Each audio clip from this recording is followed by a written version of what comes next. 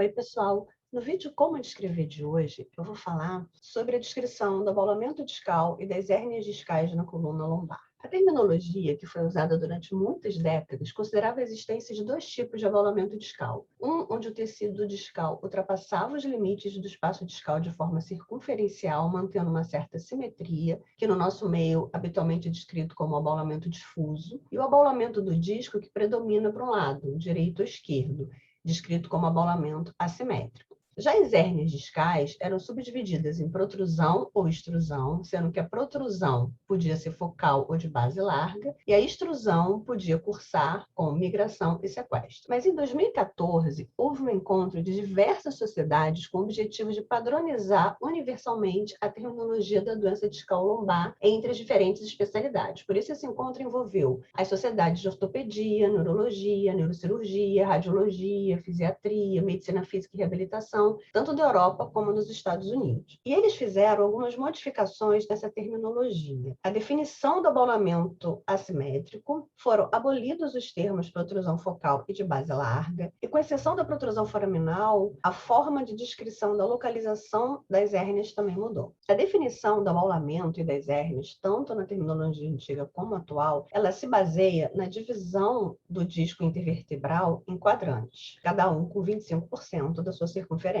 E assim, o abaulamento discal é quando o tecido discal vai além de 50% a 100% dos limites da vértebra. Então, aqui a gente tem um abaulamento discal e aqui também a gente tem um abaulamento discal. E apesar de não fazer parte da nomenclatura oficial em inglês, a gente no nosso meio costuma usar a terminologia abaulamento discal difuso, principalmente para diferenciar do abaulamento assimétrico, que é quando esse tecido discal ultrapassa os limites da vértebra, mas com predomínio de um lado, o direito ou o esquerdo. E aí a primeira modificação foi no que é considerado abaulamento discal assimétrico em relação à extensão. Na terminologia antiga, a extensão do abaulamento assimétrico era a mesma do abaulamento discal, de 50% a 100% dos limites da vértebra. A partir de 2014, passou-se a considerar abaulamento assimétrico o tecido discal além de 25% a 100%. Então, esse é um exemplo de um abaulamento discal assimétrico em que 100% do disco ultrapassa os limites da vértebra, mais com predomínio para a esquerda. Esse aqui também é um abaulamento discal assimétrico, porque a gente tem mais de 50% do tecido discal além dos limites da vértebra. Mas esse aqui também é um abaulamento discal assimétrico, porque a gente tem tecido discal ultrapassando mais de 25% dos limites da vértebra. E essa modificação da definição da extensão do abaulamento assimétrico acabou influenciando também na definição da protrusão discal. Porque se na terminologia antiga o abaulamento discal fosse difuso ou assimétrico, era quando o tecido discal ele ultrapassava de 50% a 100% da circunferência do disco,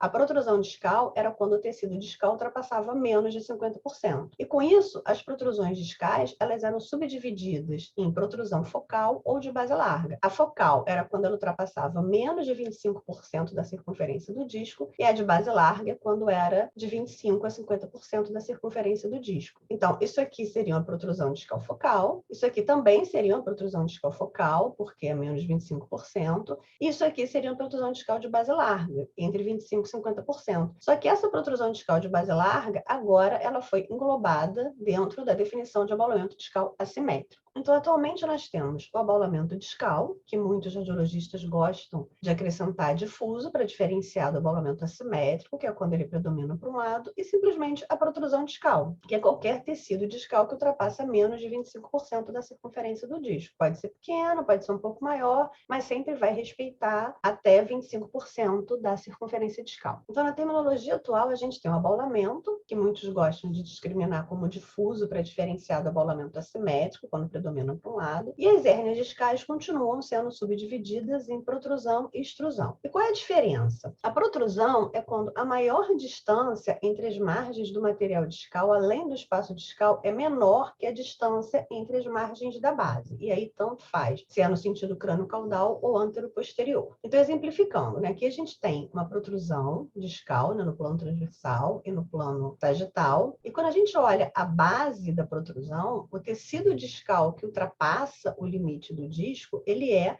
menor do que a distância dessa base. Já na extrusão, essa distância é maior que a distância entre as margens da base. Então, quando a gente compara aqui a base da hérnia e o tecido aqui extruso, a gente vê que a distância aqui desse tecido é maior do que a distância da base. Tanto aqui nesse plano transversal, como aqui também a gente vê no sagital, que essa distância aqui do tecido é maior que a distância da base. Então, esse aqui é um exemplo de protrusão. Por quê? Porque o tecido discal, que está aqui além dos limites do espaço discal, ele é menor aqui que a sua base. Já na extrusão, quando a gente compara com a base, o tecido ele é maior. Nesse caso, ele é maior no sentido crânio-caudal, e nesse caso aqui, ele é maior no sentido antero-posterior. Então, esses aqui são dois exemplos de extrusão discal. E a extrusão, ela pode apresentar uma migração, que é quando o tecido discal, ele migra tanto superiormente quanto inferiormente, mas ele ainda mantém contato, né, com o restante do disco. Então, esse aqui é um exemplo de uma extrusão discal com a migração ascendente ou superior, e esse aqui é uma extrusão com a migração descendente ou inferior. Outra situação que pode acontecer na extrusão é quando você tem uma migração, mas o tecido migrado, ele acaba perdendo o contato com o restante do disco. Então, nesse caso, a gente tem o sequestro. Então, esse aqui é um exemplo de um sequestro, e a gente tem que ter cuidado, porque muitas vezes isso aqui confunde com uma lesão expansiva, porque nem sempre o tecido migrado ou sequestrado, ele vai ter o mesmo sinal do disco. Às vezes ele tem um sinal intermediário e até um alto sinal. E aí, nesses casos, o uso do contraste venoso pode ajudar a diferenciar, porque no caso do fragmento discal sequestrado, a gente pode ter um realce em volta, mas o fragmento em si não tem impregnação, diferente de uma lesão expansiva sólida, que geralmente vai impregnar pelo contraste. Então, nesses casos, o contraste pode ajudar. Então, essa nomenclatura de protrusão, extrusão, migração e sequestro continua a mesma. O que mudou foi a localização das hérnias discais. Então, na terminologia antiga, se usava o termo protrusão mediana para descrever aquela protrusão que estava na linha média, e o termo paramediana para descrever aquelas protrusões que estavam do lado da linha média, ou à direita ou à esquerda.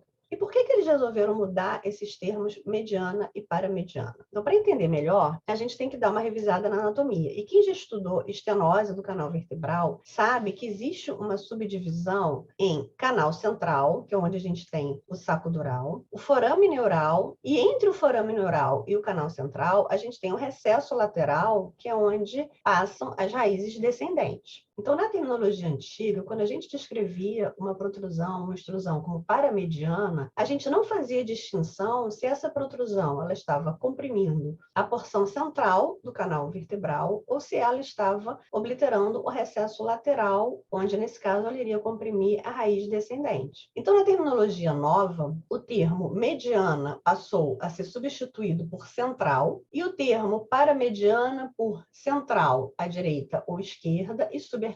E para ficar bem fácil essa padronização, foram descritos os reparos anatômicos que a gente usa para diferenciar aonde cada protrusão está localizada. Então, a protrusão foraminal é aquela que está localizada entre as margens do pedículo. A protrusão extraforaminal é aquela que está além da margem lateral do pedículo. As protrusões centrais são aquelas que estão localizadas entre a margem medial das facetas articulares. E aí, nesse caso, a protrusão subarticular é aquela localizada entre a região foraminal e a região central, ou seja, entre a margem medial do pedículo e a margem medial da faceta articular. Lembrando que essa padronização de 2014, ela foi feita exclusivamente para a coluna lombar, porque a coluna lombar que tem essa anatomia específica, em que faz diferença se uma protrusão ela é central ou se ela está nessa região subarticular. Então, esse aqui são exemplos de protrusões de dois pacientes diferentes que seriam descritas na terminologia antiga como protrusões paramedianas à direita. Só que nesse caso aqui, ela é uma protrusão central, mas é central que tem um predomínio para a direita, e nesse caso aqui é uma protrusão subarticular, porque ela oblitera aqui o recesso lateral. Então, como que a gente localiza as protrusões discais pela terminologia atual? A protrusão discal, ela é central quando ela está nessa região delimitada aqui pela margem medial das facetas articulares. Então, ela pode ser uma central na linha média, ou ela pode ser uma central direita ou uma central esquerda. Como muitas pessoas acham esquisito tu falar central direita, uma opção é falar protrusão central com predomínio à direita, ou protrusão central com predomínio à esquerda. Já a subarticular, ela é localizada entre a margem medial da faceta articular e a margem medial do pedículo, que a gente tem que ver na imagem acima ou na imagem abaixo. E aí as protrusões localizadas nessa região são chamadas de subarticular. Então esse aqui, por exemplo, é um exemplo clássico de uma extrusão discal subarticular, nesse caso esquerda. Veja como a compressão é muito mais sobre a raiz descendente, que está até aqui deslocada posteriormente, do que sobre o saco dural. Então essa aqui é a distinção. Uma protrusão nessa região aqui seria central, e essa protrusão aqui, ela é subarticular. A foraminal não mudou nada, e a extraforaminal é aquela que era descrita antigamente como lateral extrema. Então, resumindo, a protrusão mediana se tornou central, a paramediana pode ser central, predominando para a direita ou para a esquerda, ou subarticular. A foraminal não mudou, lateral extrema virou extraforaminal e não existe mais protrusão focal à base larga, e a antiga protrusão de base larga virou o abolamento discal assimétrico. Para quem quiser consultar no dia a dia, a gente já tem bastante conteúdo de coluna na página Classificações do site mscarrad.com.br, e lá tem todas essas definições da classificação da doença discal nessa versão de 2014. E para finalizar, eu vou colocar aqui 4 perguntas que são muito frequentes no dia a dia. A primeira é se a gente pode usar o termo hérnia. Na verdade, o termo hérnia é correto. O problema é que ele é um termo genérico que abrange a protrusão, a extrusão, e a extrusão pode cursar com migração ou com sequestro. Então, o ideal é que na descrição das alterações a gente use os termos mais específicos, porque se a gente só colocar hérnia, pode ser qualquer uma dessas situações. Outra pergunta é sobre o termo abaulamento posterior. Na verdade, abaulamento posterior é um termo que não existe nem na terminologia antiga nem na nova. Só se fala abaulamento. E ele acaba sendo meio redundante, porque se a gente está dizendo que o abaulamento comprime a face ventral do saco dural, ele só pode ser posterior. Então, basta falar abaulamento difuso ou abaulamento assimétrico. Outra questão é que muitas pessoas têm dificuldade de abandonar os termos protrusão focal ou base larga, porque esses termos ajudavam a diferenciar aquela protrusão pequena daquela protrusão grande. Só que hoje em dia, tudo acabou caindo no conceito de protrusão, porque a definição atual de protrusão é aquela que acomete até 25% da circunferência discal. Então, para a gente poder fazer essa distinção, basta falar protrusão e, quando ela for muito pequenininha, botar pequena protrusão. Porque a gente não pode esquecer que quando esse tecido ultrapassa mais de 25% da circunferência do disco, ele não é mais uma protrusão de base larga. Ele entrou na categoria do abaulamento discal assimétrico. E, por fim, a última questão é sobre o uso do termo paracentral. Na verdade, do ponto de vista semântico, paracentral não está errado. A questão é que ele é sinônimo de paramediana. Então, ele vai gerar aquela mesma dúvida. Quando a gente fala que uma protrusão é paracentral direita ou paramediana direita, a gente está dizendo que ela está à direita da linha média ou à direita da região central. Então, isso quer dizer que ela está comprimindo o canal central ou que ela está comprimindo o recesso lateral. Continua com a mesma dúvida. Por isso que o ideal é que a gente use os termos central, direita e esquerda, para ficar claro, está comprimindo o canal central, subarticular, quando está comprimindo o recesso lateral, e se a protrusão for grande e comprimir os dois, a gente pode dizer que ela é central / subarticular direita. Bom, pessoal, por hoje era só e até o próximo vídeo de como descrever. Até lá!